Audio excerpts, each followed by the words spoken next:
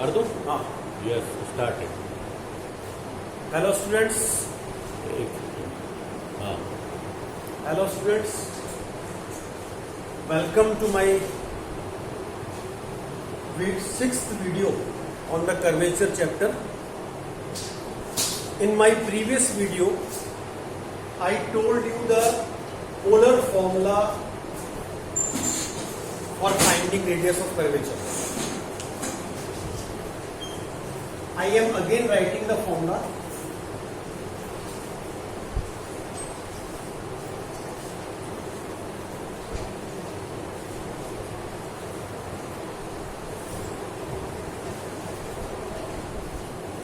We must notice that there is a commonness in Cartesian formula and polar formula. And what is that commonness? It is the 3/2 power, which is common in both Cartesian and polar formula. In my last lecture, I told you one question based on this formula. Today also, I am going to solve a few more questions, depends on that formula. So there is a one important question which is so many times asked in your examination. I am not writing the question, you can see in the book. I am only reading the question. This is the equation of a curve. Okay, and we have to prove that this curve is called equiangular spiral in the calculus language, and we have to prove two things. Number one, rho equals to r cosec alpha at any point. This part is not so difficult, it is easy, but for doing second part, I am taking this question. And what is second part? In second part, we are asked that, I am writing the complete language, it subtends a right angle at the pole.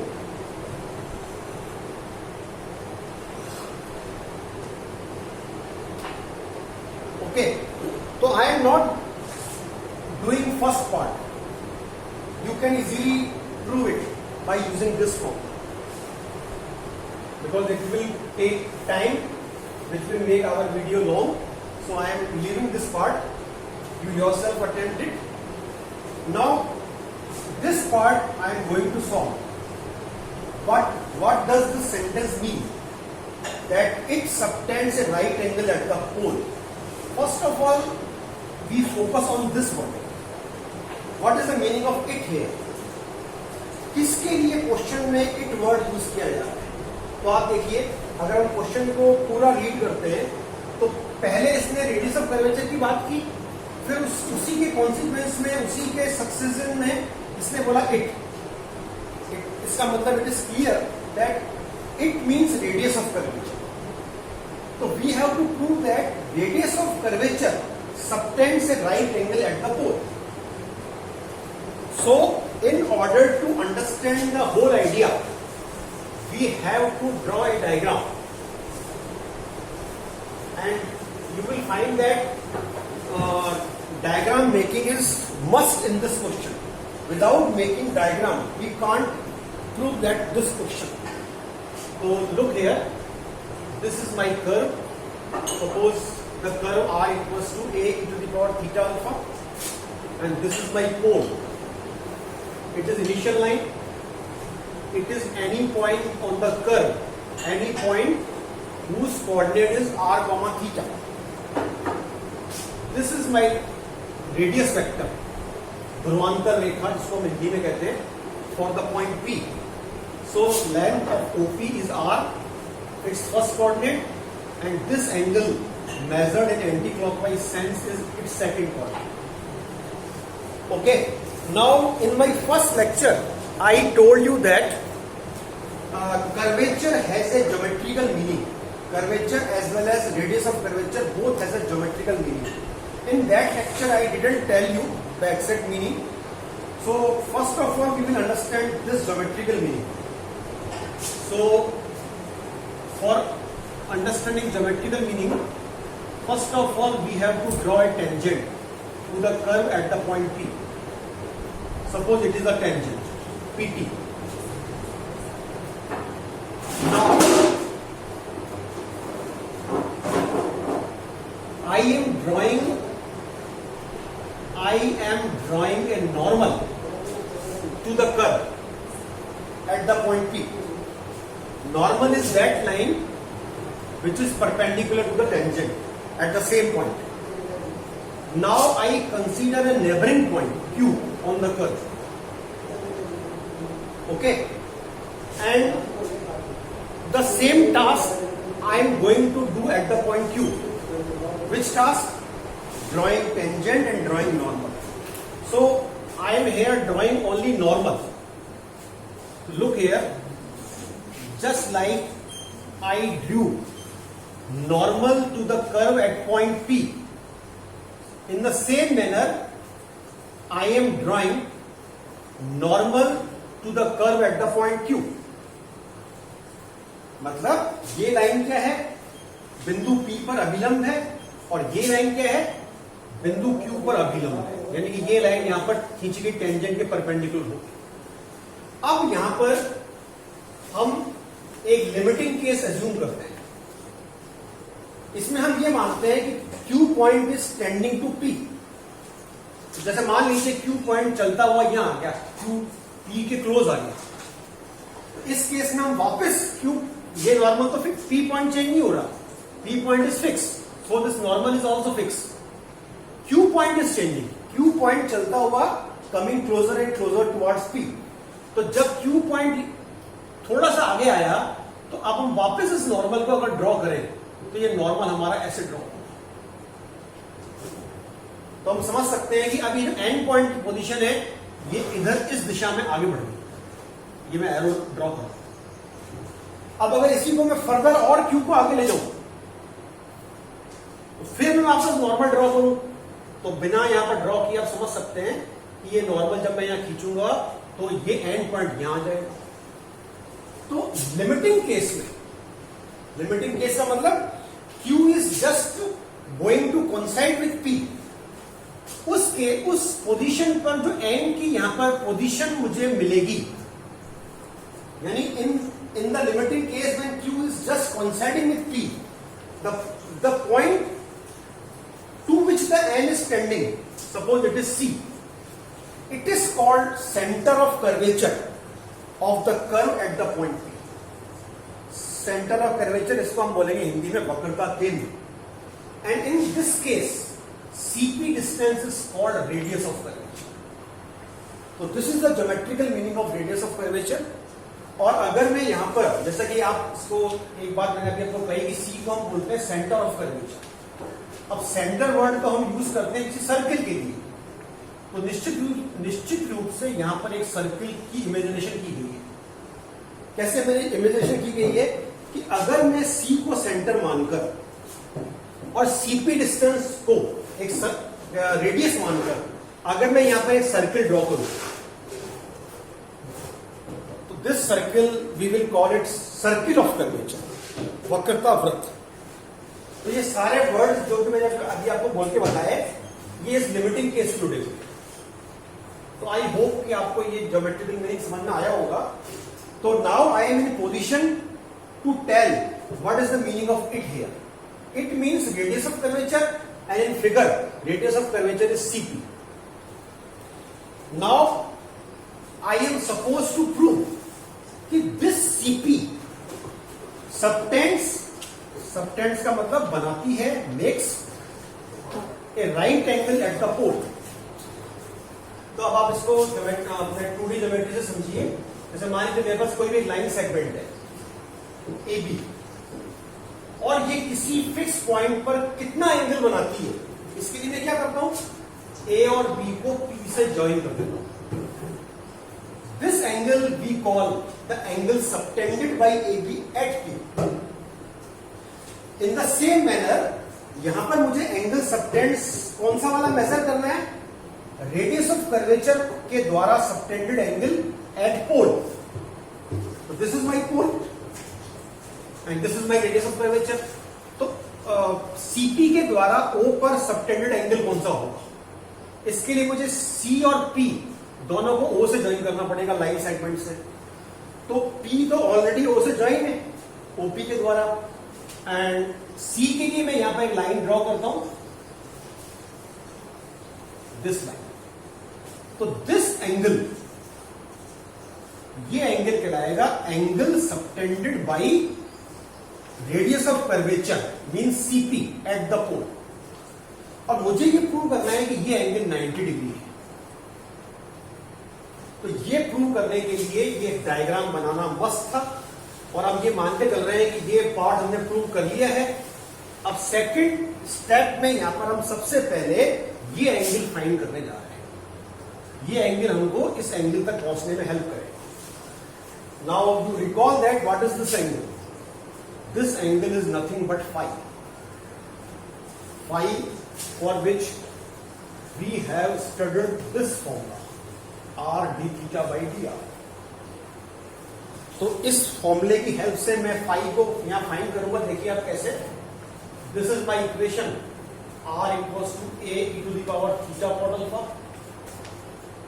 I differentiate it with respect to theta, so I get a cot alpha e to the power theta cot. Then I use this formula tan phi. I am writing this formula in this way. पहले भी मैंने ऐसे कई questions में किया है first chapter में. अब मैं यहां पर इन दोनों को अगर यहां पुट कर दूं value of r and dr by d theta, then it is clear that I have remained with 1 by cot alpha, क्योंकि a and e का टर्म्स कट जाएगा, and I have written 1 upon cot alpha as tan alpha. So I have proved tan phi equals to tan alpha, which gives me phi equals to alpha. So I can write here alpha. Okay, now see the geometry. Here, this is the tangent. This is the normal. So this angle is 90 degree. Because angle between tangent and normal is 90 degree. So this angle will be 90 degree minus alpha. Now I am assuming this angle. मुझे इस angle को 90 degree prove करना है. अभी मैंने आपको बताया. तो फिलहाल मैं इस एंगल को एक नाम दे रहा हूं बीटा. तो मैं लिख दूंगा that angle COP equals to beta, और लास्ट में beta equals to pi by 2 हम प्रूव कर देंगे. Now in the triangle COP I am going to write about angle OCP. OCP, this angle. इसको मैं ट्रायंगल की प्रॉपर्टी से find कर लूंगा. Sum of the three angles of a triangle is 180 degree. So इसके लिए मैं क्या करूंगा, 180 degree minus sum of these two. हाँ नहीं हाँ, तो sum of these two means 90 degree minus alpha plus. इसको मैंने फिलहाल अज्यूम कर रखा है, तो इसी की टर्म में ये फाइंड होगा. तो इस ब्रैकेट को हम ओपन करते हैं. It is alpha minus beta. तो ये एंगल ओसीपी आ गया मेरा. अब फाइनली यानी इस क्वेश्चन को करने के 3 टास्क हो गए. पहला टास्क हमको रो की वैल्यू प्रूव करनी थी. सेकंड टास्क इस एंगल को अल्फा प्रूव करना. और third task which is finally important वो ये है कि इस ट्राइंगल में, ओसीपी ट्राइंगल में, I am going to apply sine formula. In triangle OCP applying sine formula. और साइन फॉर्मूला आप ट्रिग्नोमेट्री में आपके स्कूल लेवल 11-12 में आपने पढ़ा होगा. तो आप देखिए, ये मैं मिटा रहा हूं, उसकी कोई जरूरत नहीं है यहां पर. नाउ दिस लेंथ इज रो, क्योंकि यही लेंथ रेडियस ऑफ कर्वेचर है. तो अकॉर्डिंग टू साइन फॉर्मूला हम यहां पर कह रहे हैं, इसको मैं आपको एक्सप्लेन करता हूं. पहले I am writing it. Rho upon sine beta equals to r upon sine 90 degree plus alpha minus beta. अब आप याद कीजिए, साइन फॉर्मूले के अकॉर्डिंग हमने इसको सही लिखा गया। साइन फॉर्मूला क्या कहता है? Ratio of the side to the sine of the opposite angle in a triangle is constant. इसका मतलब किसी भी ट्रायंगल में तीनों साइड्स के रेस्पेक्टिवली जो सामने वाले एंगल हैं, अपोजिट एंगल्स, उनको साइन में लेकर अगर हम रेशियो बनाएं तो तीनों की वैल्यू सेम आएगी। तो आप पहली बात तो ये नोट कीजिए कि मैंने यहां पर इस साइड का यूज नहीं किया, ओसी का, क्योंकि मुझे इसकी नीड ही नहीं है। Without writing OC I will be able to prove my task. तो आप देखिए, रो के अपोजिट एंगल कौन सा है? Opposite angle of rho is beta, तो इसके नीचे साइन बीटा में आ रहा है। फिर मैंने लिखा आर के अपोजिट एंगल ये वाला है ओसीपी, जिसकी वैल्यू मैंने ये फाइंड कर रखी है, तो ये साइन लिख दिया मैंने। नाउ अब मैं इसको सॉल्व करूंगा। कैसे? सबसे पहले मैं यहाँ आर की वैल्यू, रो की वैल्यू पुट कर दूंगा जो मैंने फर्स्ट पार्ट में फाइंड की है। रो इक्वल्स टू आर कोसेक, और यहां पर मैंने साइन का फॉर्मूला अप्लाई कर दिया, साइन 90 डिग्री प्लस थीटा का। फिर यहां पर आर से आर कैंसिल, और फिर मैंने यहां पर इसको कोसेक को I have change in sign,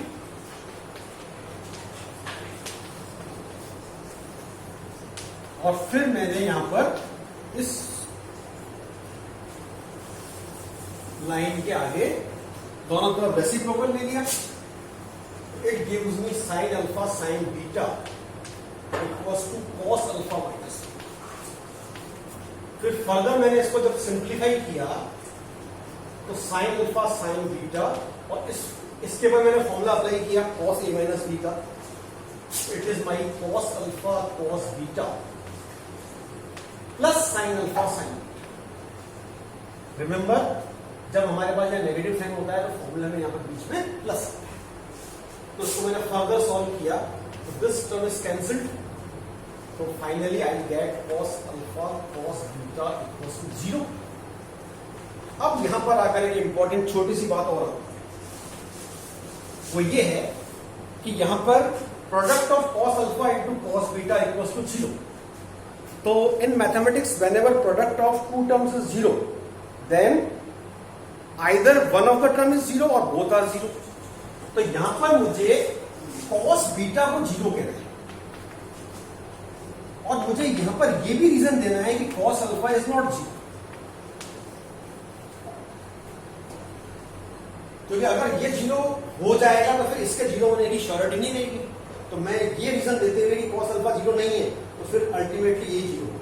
तो आप देखिए cos अल्फा 0 क्यों देंगे? अदरवाइज का मतलब if cos alpha is 0 then it gives alpha equals to pi by 2 और cot alpha equals to 0। In this case equation of curve, given curve की equation क्या थी याद कीजिए आप, r equals to a e to the power theta cot alpha, equiangular spiral. तो अगर cot alpha 0 हो जाएगा तो this equation becomes r equals to a, equation of curve becomes r equals to a which is equation of the circle. तो ये जो fact है ये हमारे इस फैक्ट को कंट्राडिक्ट करता है कि गिवन कर्व इक्विएंगुलर स्प्रेड होना चाहिए। तो ये रीजन सफिशिएंट है ये बताने के लिए कि cos alpha can not be 0, क्योंकि cos अल्फा 0 होगा तो cot अल्फा 0 हो जाएगा, और cot अल्फा 0 होने पर e टू द पावर 0 1 हो गया। तो ये इक्वेशन एक पर्टिकुलर कर्व बन गया सर्कल, तो cos बीटा 0 आ गया इससे। हालांकि ये रीजन बुक में आपके दिया हुआ नहीं है, आप चाहो तो इसको छोड़ भी सकते हो, डायरेक्ट बुक में ऐसा ही लिखा है। तो इससे आप लिख देंगे beta equals to pi by 2 and it proves my second part. तो आई थिंक ये आपको समझ में आ गया होगा।